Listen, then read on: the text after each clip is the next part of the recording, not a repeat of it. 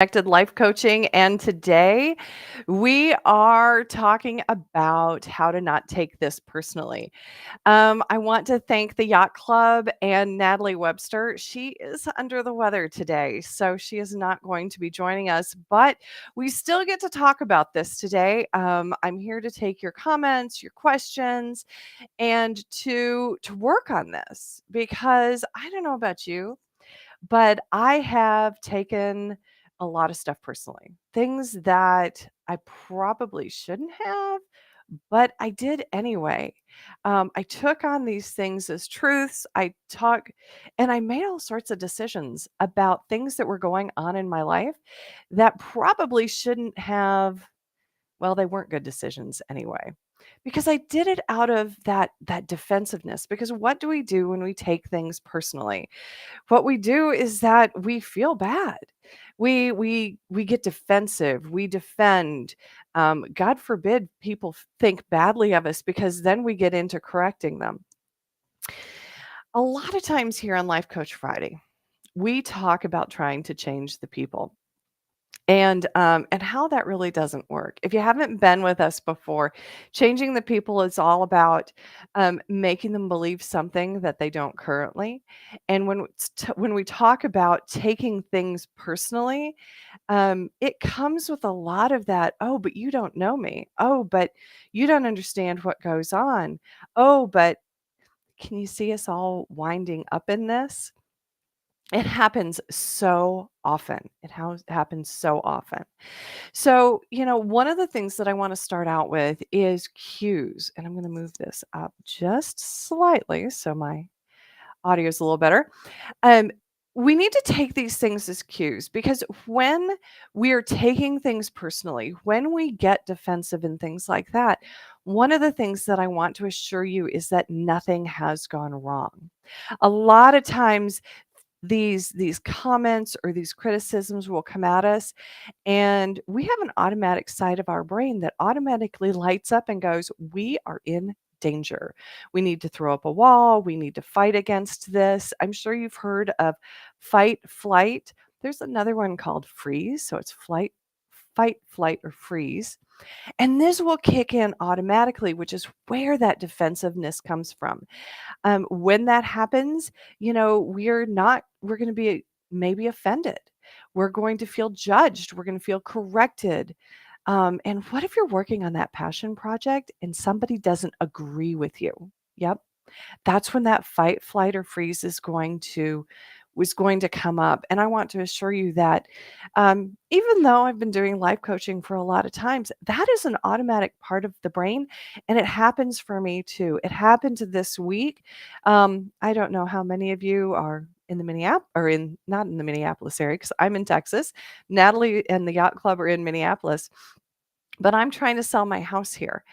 And when those comments come about, maybe how the price should be different or the things need to be changed, um, it comes at you and you go, oh, I couldn't be wrong.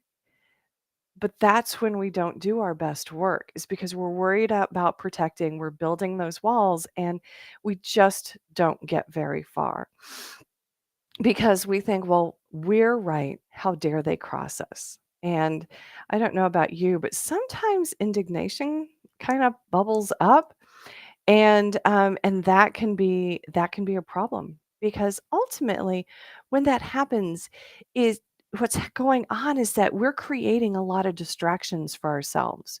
We're creating a situation where we can't actually see what's going on or hear what people are saying to us. And so today we're going to talk about clearing out the clutter and using what is useful to us and putting down the other things. The thing is that we don't have to take everything that they say as gospel, but there might be an ounce of truth in there. And if we can find it, it improves what's going on. That is important to us. So, when we're talking about criticism, criticism is one of those things that hurts.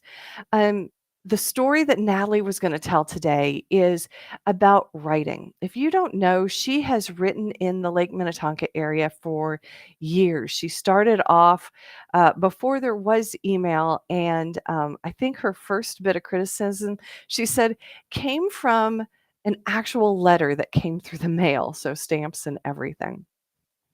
And she was writing about a subject, and she had compared it to the Titanic. And so this person comes in and says, "How dare you? You have trivialized all of those deaths, and this is really bad, and you should never do that. And now you need to apologize." And it just rants on for a while. And what happens is that, again, I'm going to pause right there in the story for a second. Is that that's when that fight, flight, or freeze comes up. Her initial reaction was, "That's not how I meant it." She didn't want them to be offended or you know, to really get upset with this, because she was trying to explain or at least create an analogy to increase understanding in this rather than decrease. And when she got this letter, our brains go, see, you weren't clear. Maybe you shouldn't be a writer. Maybe this shouldn't happen. And it takes us down to that point where we don't want to be part of it. And this happens because when any of us jump in and we're criticizing or we are correcting people, even like our kids, um, a lot of times we really think we know what's going on with the other person. And so when you receive this, when you receive this correction, when you receive this criticism or changes to your passion project, one of the things I want you to understand is that they think they know you. They think they really know how you got to that solution, and they have judged it, and they have kind of thrown it away, kind of thrown it back in our faces. But understanding that they think they know us is really a key part to whether you take something personally or not. What I want to toss up here is that it is really important to know that none of us can really know what's on in somebody else's head. Even living in the same four walls, which most of us don't live in the same four walls as those who might be tossing criticisms at us. But living in those same four walls gives you a kind of perspective that other people don't have. Um, but even living within those four walls, you don't know everything that goes on in somebody's head, how they think about it, how um, how they're going to interpret what you have to say, and even your passion project. Because, let's say I'm very passionate about dyslexia. Let's say somebody else comes to having a solution about it that I'm like, oh no, that will never work. I worked within, this or that, and, I tried to get that and that didn't work. But from their perspective, it does work.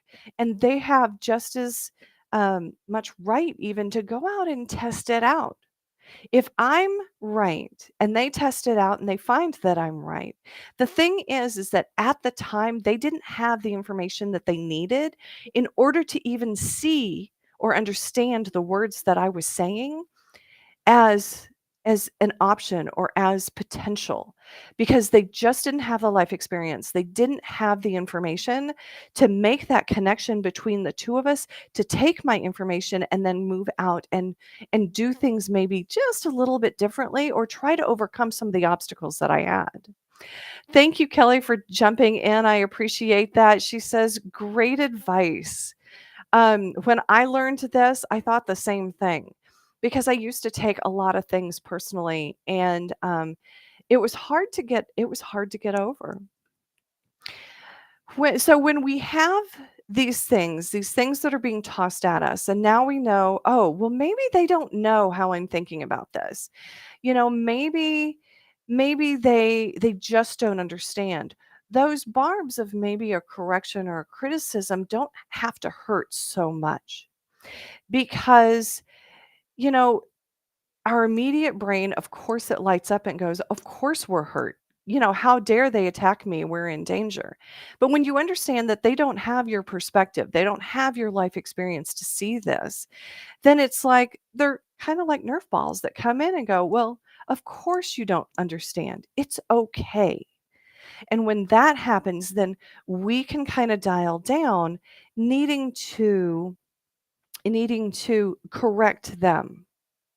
Because I think that's where the other part where we get into trouble is that we try to convince people or sell our point of view. And so when we start to sell our point of view, it's like when somebody else tries to sell their point of view. If you have a strongly held belief and somebody comes in and tells you that you're wrong, what happens? Kind of dig in your heels? Yeah. You kind of get that immediate reaction bubbling up going, "Oh, no, no, no, you're wrong. I have to correct you because we have to agree because we're friends, right? We have to agree." But when we go to convince other people, they put their heels in the ground a lot of times too. And when that happens, what happens is that when we really try to drive a point home without understanding, really where they're starting from, we lose our ability to have influence. And influence is one of those things that keeps us in relationships. As we are, coming up, especially on this season in November, um, there is an opportunity to maintain influence. I was listening to Andy Stanley out of Atlanta. He's got a great talk called Election Infection, if you want to take a look at that. And it's about maintaining influence without divisiveness. And, when we're taking things personally, that's what's happening a lot of times during these seasons is that, and we have those assumptions that we have to agree. If we don't agree, then we can't be in community. If we don't agree, we can't have a relationship. But you know what? I've got people in my family who I love dearly, and we have a delightful relationship, and our politics don't agree at all. As a matter of fact, I've got a very good friend that is the same way. Why do I allow that? Because I don't take it personally. If you go out there and you research election infection and you watch the video, one of the things that he talks about is dropping into really what Natalie and I call dropping into curiosity. And when we start to ask questions, that's when we can be in that place where we don't take it personally. The the the questions really get to what I was talking about before. We don't know what goes on in people's four walls.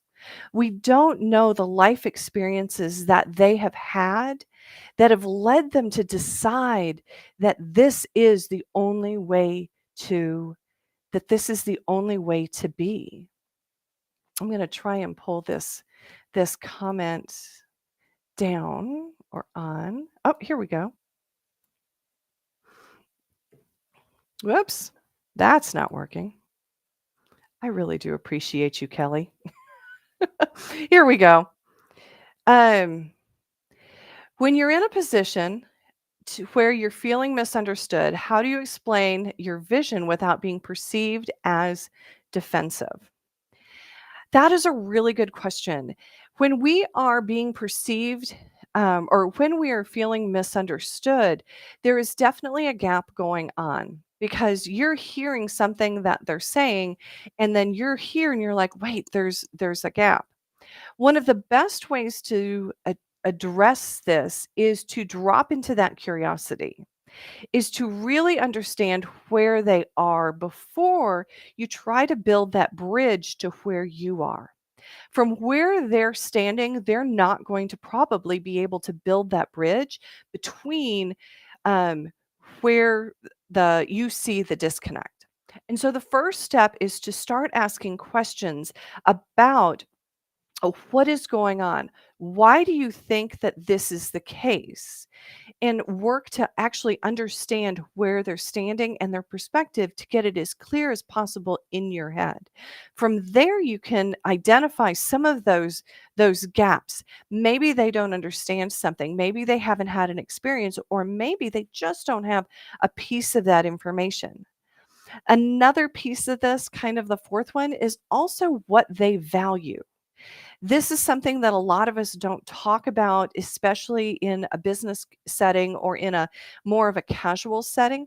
But that value can be um, understanding what their value is so important because they hold it so close to their chest. And if you can understand that, you can understand, how likely they are to spark on that and get defensive themselves.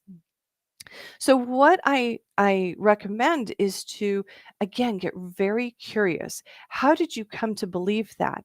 Why what is the gap that you see between what you're saying and what I'm talking about?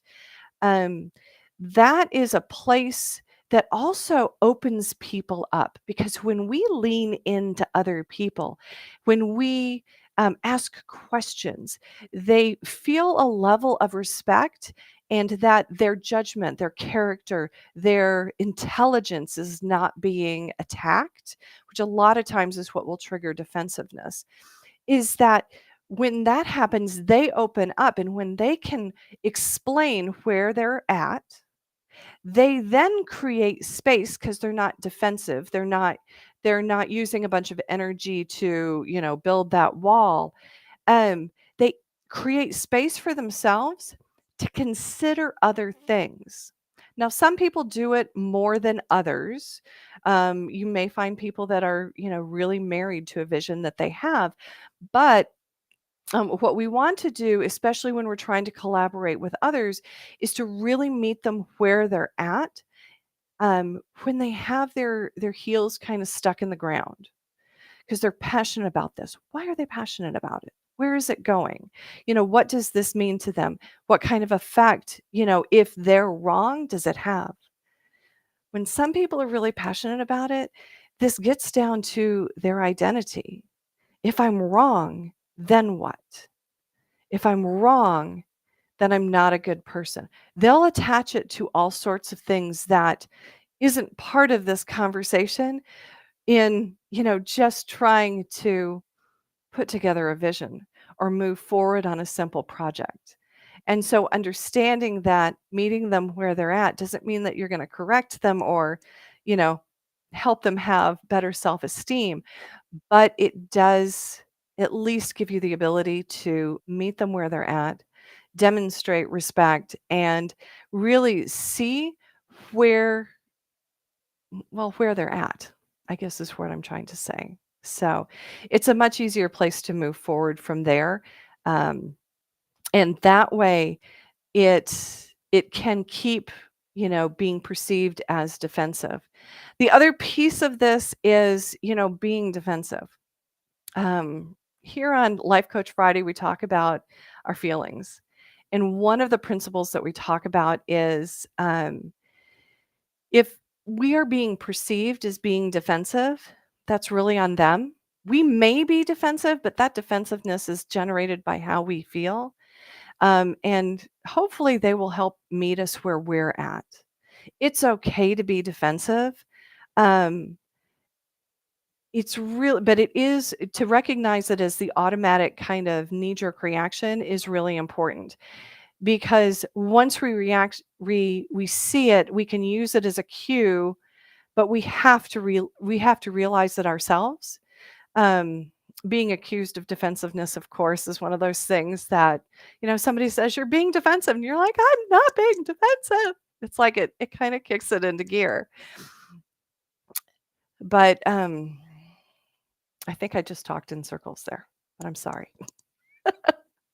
But it is a feeling, and it is something that when we recognize it within ourselves, we can use it as a cue to turn down the heat and get back to putting down our walls and getting back to, explaining that vision or to, co-creating a vision as we want it to be in our in the workplace, if you will. You can also create a vision in in your family, which is what my father always did for our family. So wherever you're creating a vision, um, it is just if you're having a disconnect, work to build a bridge between the two and just understand that they're not getting something and you also might be missing something. And so creating a place where that turns into analysis as opposed to judgment, which is where that defensiveness comes from. You should know better, especially when we're being accused of being defensive. Um, we get to that place where we can go, "Oh, okay, I can see why you don't understand this.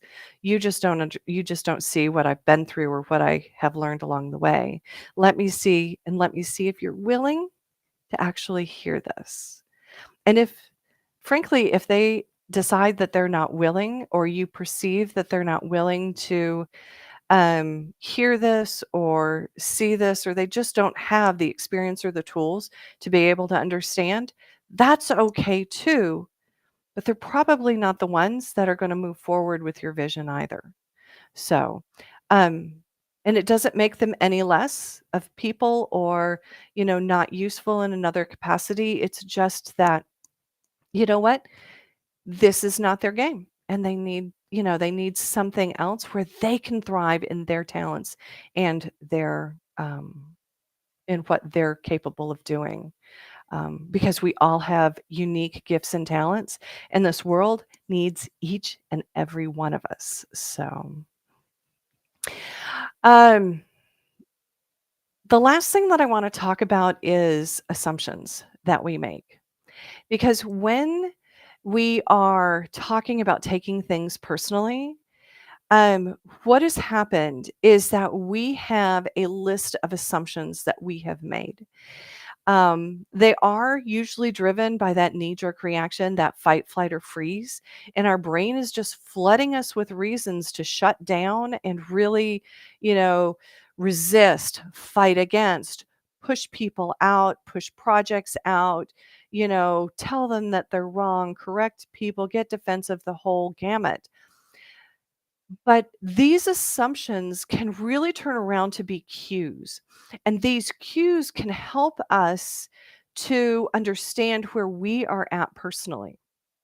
So I touched on a couple of them earlier, but I want to touch on those along with a couple of others. So it's like the assumptions that'll flood our bodies. So we have been corrected, we have been criticized, we have had something happen, and our initial reaction is to get defensive because we've taken this personally. What's happened is that we think, oh, well, we're not part of the crew. If we don't agree with them, then we're going to be fired. If they think that I've done this badly, then you know what? The PTA mommies are going to gossip about me because, my child isn't potty trained by say two and a half. Yeah, I was on the receiving end of that. You know, when we have when we're taking it personally, um, our brain is assuming that basically we're going to die. It does a lot of that.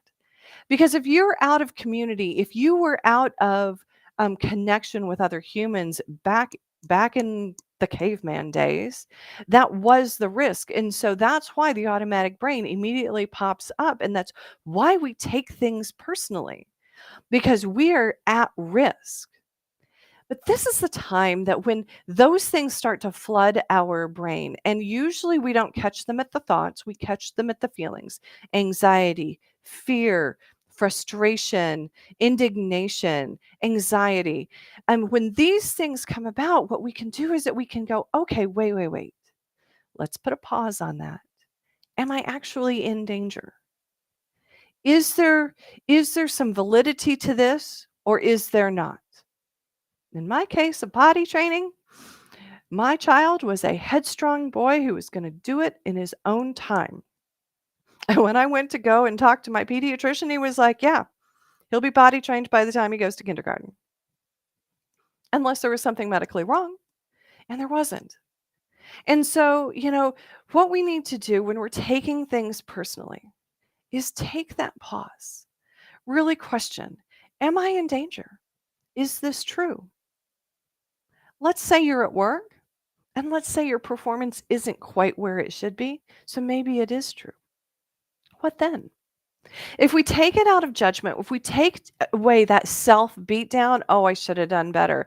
Oh, I'm going to get fired. Oh, this is really bad. If we take it out of there and we actually take it from the judgment side over to analysis. You'll hear me talk about this a lot in coaching. Judgment versus analysis. If we take it to the analysis side and we go, yeah, I think I could have done better. Or, maybe this job just doesn't suit me. Maybe I need to go someplace else.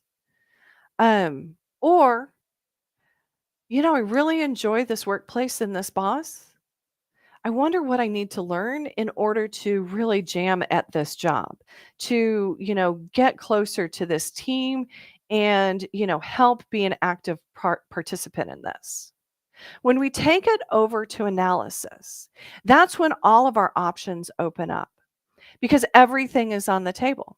Could get a new job, could, be available all the time, could work to learn something new, maybe interpersonal skills, maybe something technical in nature in the job itself. Maybe to, pick up a project that isn't part of my current job, but it's in that department that I'm really interested in exploring. A lot of people will go, "Oh, I could never do that." Why not? I've got a brother-in-law who back in the day, he was working tech on pre-sales for probably Microsoft Office on the enterprise level. He ended up working on the new Xbox project. Matter of fact, he got one of the first Xboxes for working with that team. It wasn't part of his job. It was just how he had networked within the community. He'd asked a lot of questions and it came about. So, what's possible in your life when we take away the taking it personally?